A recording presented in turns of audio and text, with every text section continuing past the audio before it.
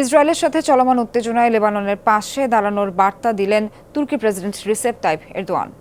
বুধবার দেশটির পার্লামেন্টে দেয়া ভাষণে মুসলিম বিশ্বকেও লেবাননের পাশে দাঁড়ানোর আহ্বান জানিয়েছেন এই নেতা। বলেন, পশ্চিমাদের সমর্থন নিয়ে মধ্যপ্রাচ্যে যুদ্ধ ছড়িয়ে দেওয়ার পরিকল্পনা করছেন ইসরায়েলি প্রধানমন্ত্রী, যা অঞ্চলটিতে ডেকে আনবে বিপর্যয়। নেতানিয়াহুর এই পরিকল্পনার বিরুদ্ধে রুখে দাঁড়ানোর আহ্বান জানান এরদোগান।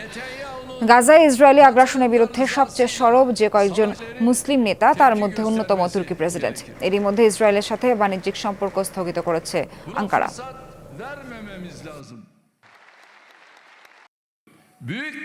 এটি বোঝা যাচ্ছে যে গাজাকে পুড়িয়ে এখন লেবাননের দিকে নজর দিয়েছে ইসরায়েল। আমি স্পষ্ট করে বলতে চাই, পশ্চিমাদের সহায়তায় নেতানিয়াহু অঞ্চলটিতে যুদ্ধ ছড়িয়ে দেওয়ার যে পরিকল্পনা করেছে তা বিপর্যয় ডেকে আনবে।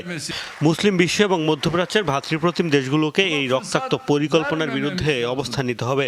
সবাইকে বলবো, লেবাননের জনগণের পাশে দাঁড়ান।